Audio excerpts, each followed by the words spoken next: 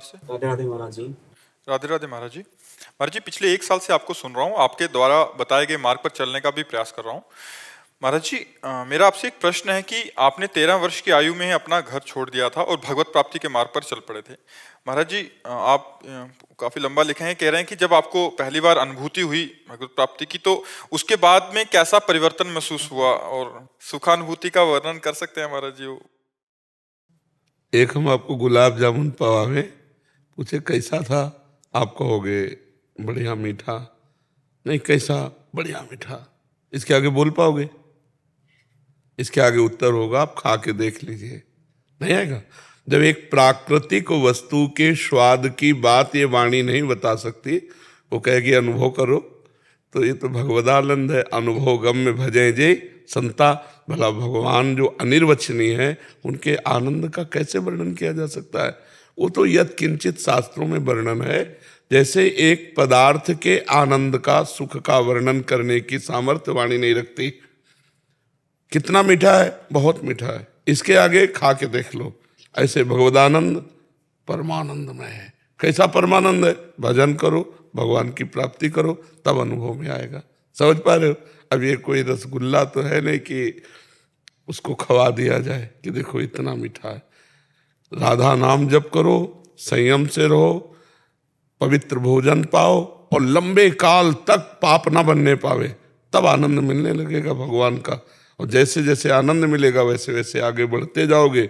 और जहाँ भगवदाकार वृत्ति हुई, भगवान का दर्शन हुआ, जीव निहाल हो गया, जन्म मरण के चक्र से मुक्त हो गया, कर्म बंधनों से मुक्त हो गया। तो जाने मोरी छाती, मीरा जी कहती, मुझे गिरधर कितना सुख देते, ये वाणी नहीं जानती। जाने मोरी छाती, मीरा जी कहती, मेरा हृदय जानता है। तो बच्चा, ये हृदय का विषय, इसको वाणी से कैसे कहें? ऐसे कह सकते हैं बहुत आनंद है। कितना आनंद है? पर बहुत आनंद है नहीं, कितना आनंद है? तो भजन करके देखो, तब पता चलेगा। ये अनुभव गम्य है। महाराज जी, क्या भगवान प्रत्यक्ष में दर्शन देते हैं? जैसी भक्ति की भावना होती है।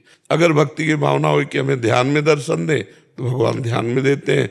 और अगर प्रगट में, तो प्रगट में। हमारी काशी में प्रगट में भावना थी, मुझे भगवान शंकर ऐसे दर्शन दे जैसे व्यक्ति के दर्शन किए जाते हैं। तो जब साधना बढ़ी, तो लालसा लगने लगी कि आज भगवान दर्शन देंगे। पूरा दिन हो जाता घाट में बैठे, दोपहर में चिलचिलाती धूप, कोई व्यक्ति नहीं, तपती हुई पंडों की छतरी के नीचे, आज भगवान दर्शन देंगे, आज देंगे। और ऐसे बाट जोड़ते जोड़ते एक दिन देखा, अरुण वस्त्र, विशाल जटाएं, गौर वर्ण, त्रिपुंड धारण के, इतना बड़ा त्रिशूल हाथ में लिए, और नंगे पैर में जो ही देखा भाग पड़े, चरणों में लौटे, ऐसे चरण स्पर्श किए, बस वो कुछ बोले नहीं, ऐसे उंगली उठाई, देखते देखते अंतर ध्यान हो गए। पहली बार जब भगवान शिव के दर्शन हुए थे, तो काशी में घाटों में हुए थे, मध्याह्न के समय, दोपहर के समय। अब उस समय जितना प्यार भगवान के प्रति होता है, उतना ही सुख का अनुभव होता है। दुर्योधन जब प्रभु को देखता है, तो कोई सुख नहीं मिलता उसको। श्री कृष्णचंद्र जी को जब दुर्योधन देखता है, तो उसे कोई सुखानुभूति नहीं होती। क्यों? क्योंकि वो भगवान से प्यार नहीं करता। और विदुरानी जी ने देखा नहीं था, केवल सुना। कौन आया? बोले श्री कृष्ण। प्रेम में मगन हो गई। क्यों? क्योंकि उनको भगवान से प्रेम था। इतनी प्रेम में बावरी कि भगवान को छिलका खवा रहे केले का, और गूदा फेंकती जा रही, और भगवान बड़े स्वाद से प्रेम में पाते चले जाते हैं। तो जितना उपासक को भजन के बल से प्रेम होता है, उतना ही भगवदानंद की अनुभूति होती है भगवत साक्षात्कार में। और फिर तो सर्वत्र भगवान का अनुभव होने लगता है। तो पहले भजन करो, और जैसा चाहोगे, जाकी रही भावना जैसी, प्रभु मूर्ति देखी तिन तैसी। जैसी भावना करो, भगवान तो अनुभव में आते हैं, तो अनुभव में ही आएंगे। भगवान साक्षात आते, भगवान साक्षात आए। हम बात नहीं कर सकते हैं यदि भाव में? भागवत में लिखा हुआ, कपिल भगवान ने कहा है कि वो भक्त मेरे साथ वार्तालाप करते हैं, मेरे साथ खेलते हैं, मैं उनके साथ खेलता हूँ। तो भगवान से इस कोटि की, जब अन्य कोई हमारा ना हो, शरीर से भी राग ना हो, एकमात्र रात दिन भगवान, तो भगवान खेलेंगे भी साथ। भगवान बात भी करेंगे। नाथ जी की लीलाओं में महाराज जी। हाँ, श्रीनाथ जी की लीलाओं में है। गोविंद स्वामी के तो बहुत ही विचित्र विचित्र चरित्र है, उनके साथ ठाकुर जी खेलते थे। हम जैसी भावना करेंगे बच्चा वैसे, ठाकुर जी से बातचीत करना तो ठाकुर जी से बात। विश्वास जी मैं- जलगांव से। जी। महाराज जी आपके चरणों में कोटि कोटि प्रणाम। महाराज जी अपने आप को 24 घंटे ध्यान की स्थिति में कैसे लाएं जिससे गलत चिंतन। अभ्यास अभ्यास अभ्यास के द्वारा किया जाता है। तो अगर हम अभ्यास करें, मन को बार बार राधा नाम में लगाएं, तो एक दिन राधा नाम में ऐसे लग जाएगा कि उठते बैठते चलते फिरते, कबीरदास जी कहते ठाढ़े बैठे परे उताना, कबीर काहे हम राहें ठिकाना। हम खड़े हैं या बैठे हैं, पड़े हैं या खा पी रहे या चल फिर रहे हैं, हर समय नाम चल रहा है। अभ्यास योग युक्तेन चेतसा नान्यगामिना, ऐसा अभ्यास कर लिया जाए कि चित्त भगवान के सिवा और कहीं जाए ना, तो भगवदाकार वृत्ति बनी रहे। अभ्यास करो। अब मतलब मैं आपने जैसे बोला कि 1 साल ब्रह्मचर्य, मैंने 1 साल ब्रह्मचर्य आजीवन ब्रह्मचर्य का व्रत लिया, एक संकल्प किया। मैं 1 साल को सिर्फ 20 दिन बचे थे, मैं गिर गया महाराज जी। कोई बात नहीं, हर मुझे के लिए प्रेरित। नहीं नहीं, हम ब्रह्मचर्य की महिमा गाते हैं, लेकिन ब्रह्मचर्य ने कर ले। कितने इस सृष्टि में जीव जंतु पुरुष ऐसे हैं जो संयोग कर ही नहीं सकते, तो क्या सीधे विमान आएगा क्या उनके लिए? अगर ब्रह्मचर्य का हम प्रयास करते हैं, फेल हो जाते हैं, तो हम और प्रयास करते हैं। खास केवल ब्रह्मचर्य थोड़ी है, ऐसी बातें नहीं सोचते। हम प्रयास करते हैं, असफल हो जाते हैं, फिर प्रयास करते हैं, फिर असफल हो जाते हैं, फिर प्रयास करते हैं, और नहीं आए तो हमने प्रयास तो किया, भगवान देख रहे हैं, हमने प्रयास किया तो प्रयास का फल मिलेगा। जब पहलवान कुश्ती लड़ने जाता है तो जीतने वाले को जैसे 10,000 मिले, तो हारने वाले को 5,000 मिलते हैं। 5,000 हारने वाले को भी मिलते हैं, और किराया आने जाने का मिलता है। यार जब लौकिक में अगर हार जाए तो 5,000 मिल जाते हैं, तो हम भगवान के उसमें तो पूरा पूरा मिलता है, हारने पर भी पूरा मिलता है। ये तुम्हें पता है? भगवान के मार्ग में हार जाए तो भी फल पूरा मिलता है। इसीलिए इस मार्ग में आंख मूंद के दौड़ा जाता है, गिरने का भय नहीं रहता। ऐसा कभी मत सोचना कि अच्छे बच्चे बनो, कोई बात नहीं, फिर अभ्यास करते, फिर अभ्यास करते। भजन न करे ब्रह्मचर्य बना रहे तो उससे क्या होगा? बहुत बहुत ब्रह्मलोक की प्राप्ति होगी, भगवान की थोड़ी प्राप्ति हो जाएगी। भगवान की प्राप्ति के लिए क्या करना? नाम जप, अखंड नाम जप, अभ्यास करो नाम जप का। घोर वैश्यागामी अजामिल पुत्र के बहाने बुलाया नारायण, तो भगवान की प्राप्ति हो गई। हम जानबूझकर नारायण नारायण बुलाएंगे तो भगवान की प्राप्ति नहीं हो जाएगी। अच्छे बच्चे बनो, ये तो कभी शब्द ही ना निकलना चाहिए कि मैं आज फेल हो गए फिर पास होंगे, नहीं पास होंगे तो व्यापार कर लेंगे, नहीं होगा तो लेबरी कर लेंगे। यार जिएंगे, मनुष्य जीवन नष्ट कर दिया तो भूत प्रेत बनोगे। 5 स्टार होटल थोड़ी कि आओ जी करके आए हो आप आराम से ऐसे नहीं, अच्छे बच्चे बनो। ये सब और श्रवण और गायन का बराबर फल। बराबर, तो दोनों को बराबर। जनीशा जी गुजरात से। राधे राधे महाराज जी। महाराज जी प्रारब्ध हमारे पिछले बुरे कर्मों का परिणाम है, और भगवान ये भी कहते हैं कि हम त्वाम सर्व पापेभ्यो मोक्षामि। तो शरण में हुआ कौन? कौन शरण में हो रहा है? न तन हो रहा है, न मन हो रहा है, न वाणी हो रही। मन से करो संकल्प विकल्प, तन से करो व्यभिचार, वाणी से करो मनमानी आचरण, मनमानी वार्ता। और भगवान की शरण में ऐसे होता है क्या? सर्वांतःकरण पूरा खींच करके भजन के बल से और भगवान के चरणों में अर्पित कर दो, निष्पाप हो गए। हम तो हम सर्व पापेभ्यो मोक्षयिष्यामि मां शुचा। अभी चाहे जितना बड़ा कोई साधक हो, इतनी समर्पण वाली वृत्ति नहीं कि पूर्ण रूप से भगवान के आश्रित तन मन वचन कर्म से। फिर क्या कष्ट है? फिर क्या कष्ट है? कोई कष्ट नहीं है। तन समर्पित भगवान को, तो किडनी फेल है तो मुझे क्या परेशानी है? उनका शरीर और किडनी फेल रखें तो चला रहे हैं, किडनी पास रखें तो चला रहे हैं। हमारा मन भगवान को समर्पित, अच्छा संकल्प करे तो, बुरा संकल्प करे तो मैंने भगवान के नाम कर दिया है।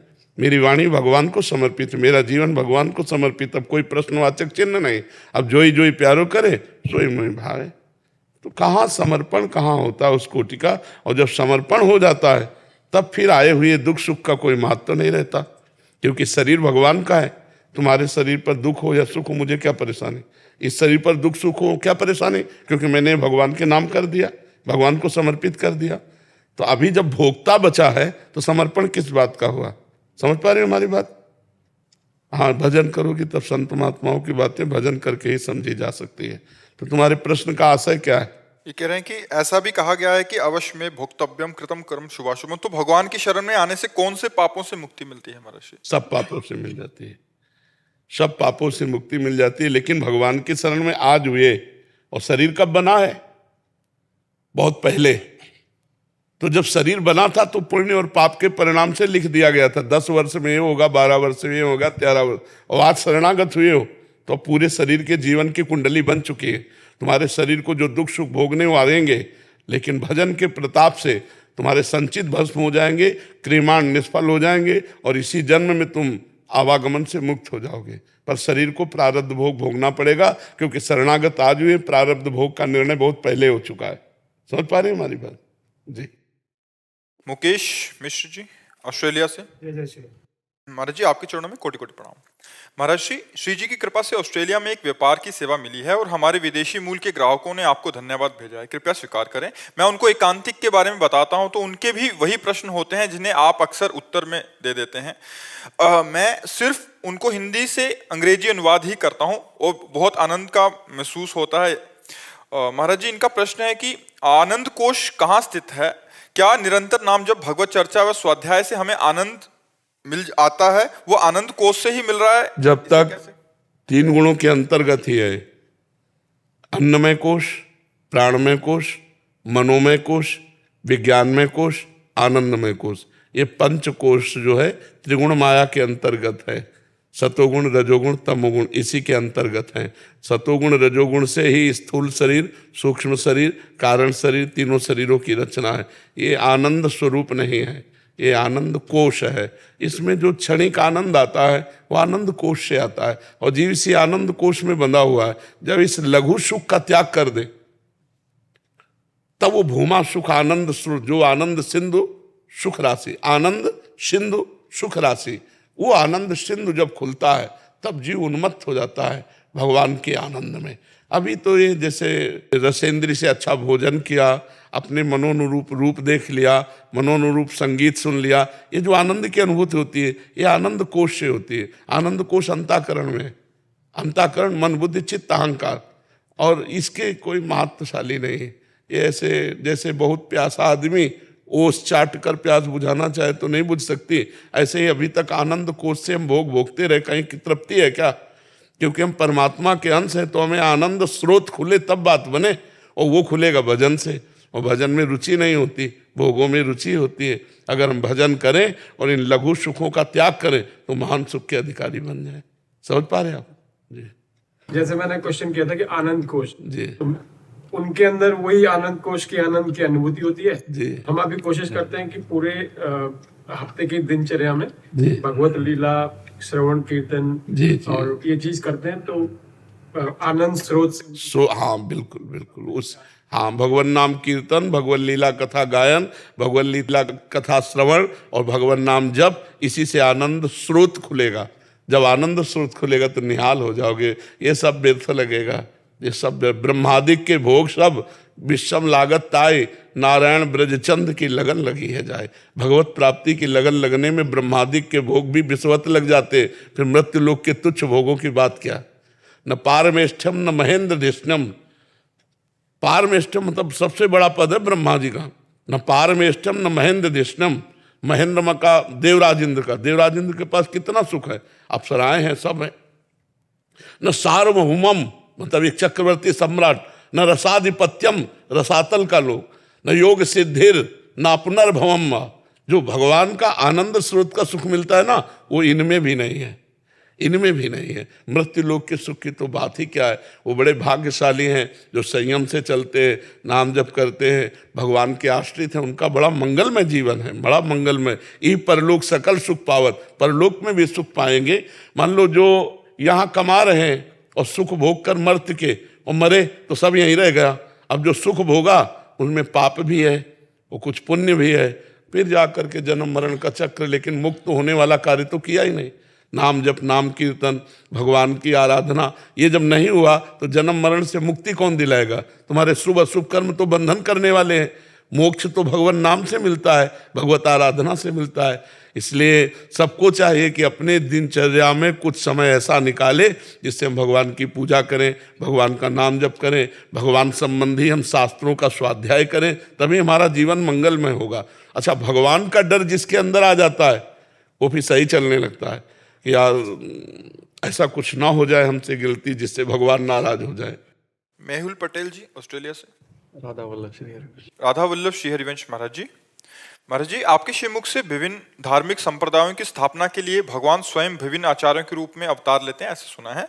महाराज जी, हमें यह समझने की जिज्ञासा है कि भगवान शंकराचार्य के अद्वैतवाद और शील माधवाचार्य के द्वैत भाव में क्या अंतर है, क्योंकि बारह एक दूसरे के विपरीत नजर।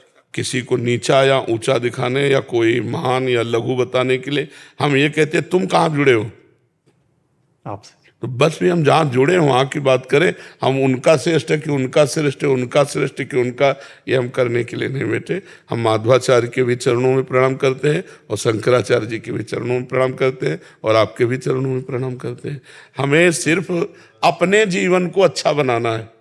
हमारा जो उद्देश्य है कि हमारे सामने बैठे हुए प्रभु को जो संशय हो उसकी निवृत्ति हो जाए, वो अपना जीवन मंगलमय बना ले, बस। आचार्यों के विषय में टीका टिप्पणी करने का अधिकार नहीं।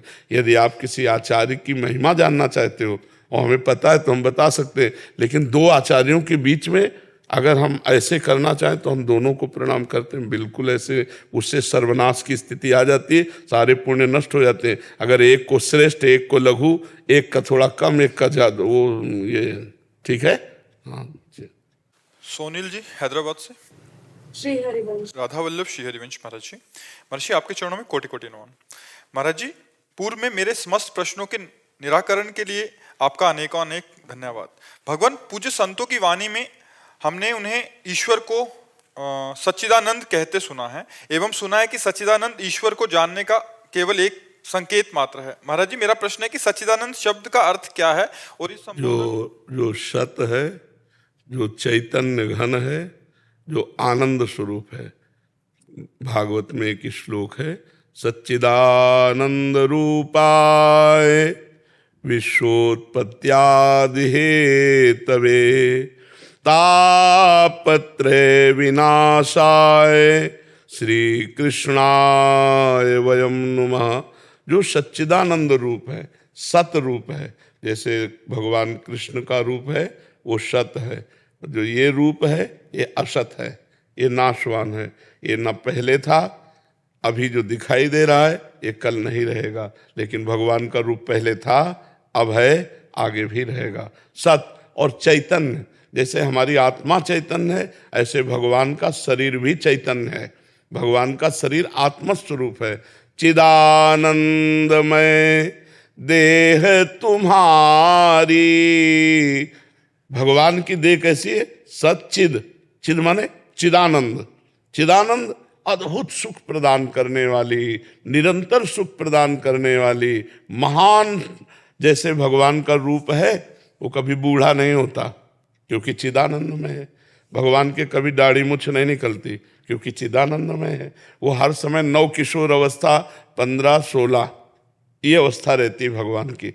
तो सत चिद, चिदानंद में देह तुम्हारी, विगत विकार जान अधिकारी। कोई अधिकारी भजनानंदी महापुरुष जानता है कि भगवान की देह कैसी है, बोले सत है, बोले चिद है, चिदानंद में देह तुम्हारी। और आनंद देखते ही रोना आ जाए आनंद से, ऐसा सुंदर रूप भगवान का है। तो भगवान सत है, भगवान का चिदानंदमय स्वरूप है और भगवान का महा आनंदमय स्वरूप है। इसलिए भगवान को कहा गया जय सच्चिदानंद पर धामा, परम धाम सच्चिदानंद की जय हो।